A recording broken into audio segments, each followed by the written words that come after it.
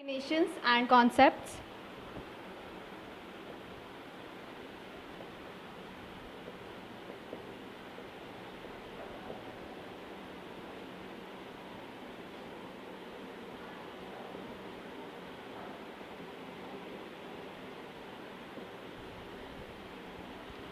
इसके अंदर सबसे पहले हम लोगों ने पढ़ना है सेक्शन 4 के बारे में। जो सेक्शन 4 है वो चार्जिंग सेक्शन है इनकम टैक्स एक्ट का।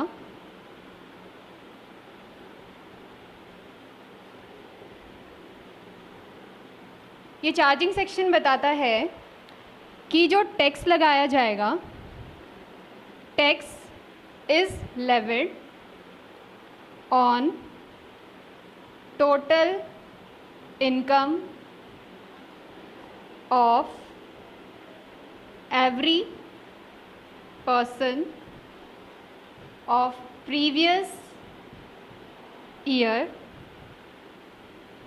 at the rates specified in Finance Act।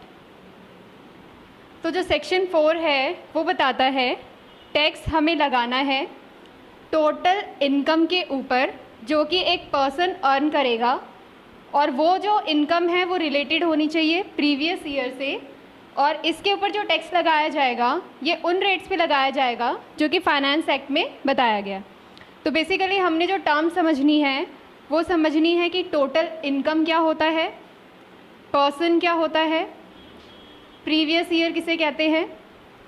तो हमने टोटल इनकम के बारे में जानना है, एवरी पर्सन के बारे में जानना है और प्रीवियस ईयर के बारे में जानना है। तो फर्स्ट ऑफ ऑल हम स्टार्ट करते हैं पर्सन से कि इनकम टैक्स के अंदर जो पर्सन होता है उसको किस किस में डिवाइड किया गया है।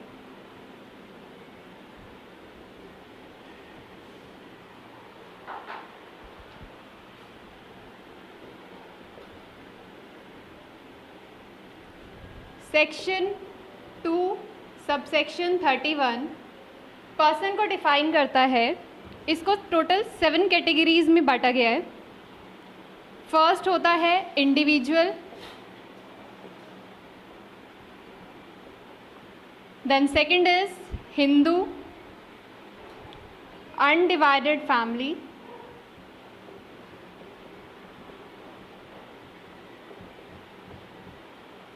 Third is firm, fourth is company, then fifth one is association of persons,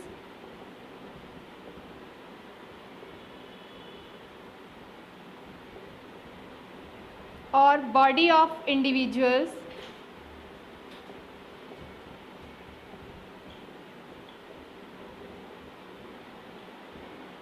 sixth is local authority, and the last is artificial juridical person। तो पर्सन को हमने पढ़ना है जिसको टोटल 7 कैटेगरीज में डिवाइड किया गया है। First category is individual. Individual के अंदर जितने भी नेचुरल पर्सन्स होते हैं वो सभी इंडिविजुअल में आते हैं। The next is Hindu undivided family,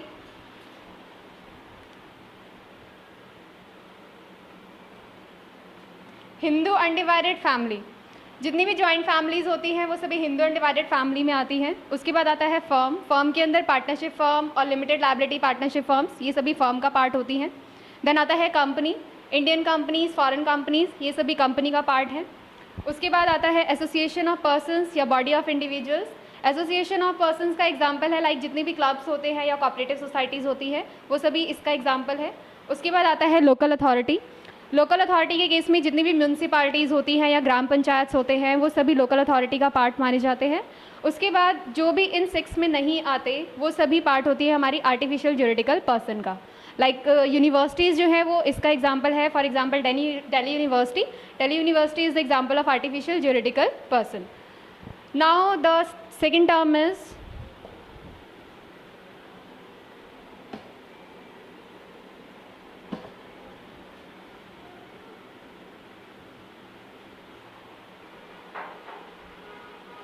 previous year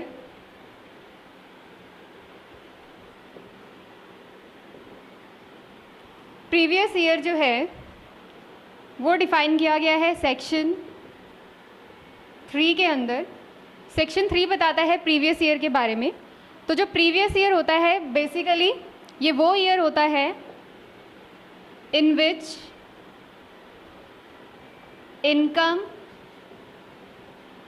is earn. वो साल जिसके अंदर इनकम अर्न की जाती है उसको प्रीवियस ईयर कहते हैं। अब ये जो साल है, ये जो ईयर है, ये 2 टाइप का होता है, जिसे कि हम अकाउंटिंग ईयर कहते हैं। अकाउंटिंग ईयर को 2 पार्ट्स में डिवाइड किया गया है।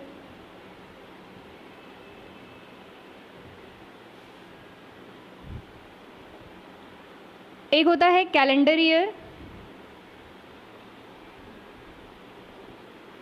और एक होता है फाइनेंशियल ईयर। कैलेंडर ईयर वो ईयर होता है जो जनवरी से लेके दिसंबर तक होता है, एंड फाइनेंशियल ईयर जो होता है वो अप्रैल से मार्च तक का होता है। तो इनकम टैक्स में जो हमारा ईयर है वो फाइनेंशियल ईयर होता है, which one is from April to मार्च।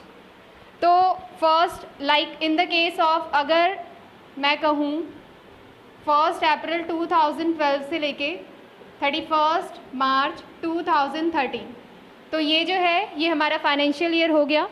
इसको इनकम टैक्स के अंदर प्रीवियस ईयर कहा जाता है। इस साल में जो भी हम इनकम अर्न करेंगे तो वो हमारा प्रीवियस ईयर कहलाएगा।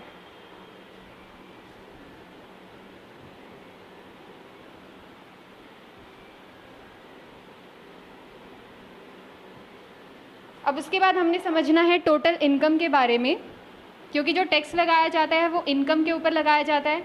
तो ये समझना ज़रूरी है कि टोटल इनकम क्या होता है। टोटल इनकम को टोटल 5 कैटेगरीज में बांटा गया है। एक होता है इनकम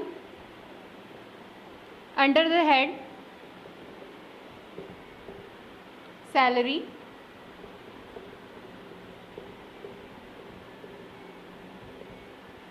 उसके बाद आता है इनकम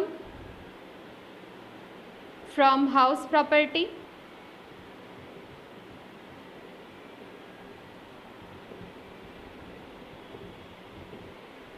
उसके बाद है income from profits and gains of business and profession,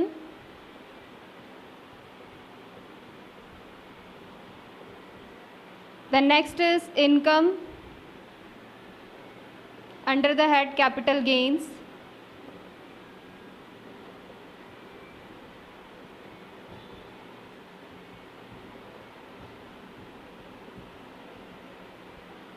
and the last is income from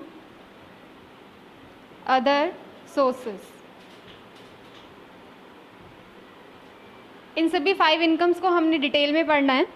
तो अभी जस्ट मैं आपको ब्रीफ में बता रही हूँ। Income under the head salary, जो भी कंपनी में एम्प्लॉयज़ होते हैं उनको जो भी इनकम मिलती है एज अ सैलरी वो सभी इसके अंदर टैक्सेबल होती है। उसके बाद आता है income from house property, like हमने बिल्डिंग को रेंट पे दिया तो रेंटल इनकम जो है वो हमारी इसके अंदर चार्ज की जाएगी। उसके बाद आता है income from profits and gains of business and profession. अगर हम कोई बिजनेस कर रहे हैं या कोई प्रोफेशन कर रहे हैं उससे जो भी प्रॉफिट हमें होता है वो सभी इसके अंदर टैक्सेबल होता है।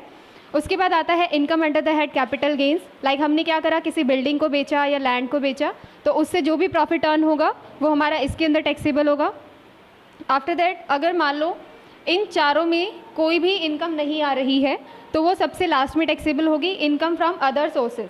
लाइक हमने क्या किया, कोई लॉटरी इनकम अर्न करी तो वो हमारी इन चारों में से किसी भी हेड में टैक्सेबल नहीं होगी, वो हमारी टैक्सेबल हो जाएगी इनकम फ्रॉम अदर सोर्सेज में। तो इस तरीके से जब हम पांचों इनकम्स को टोटल कर देंगे तो हमारी निकल कर आएगी टोटल इनकम।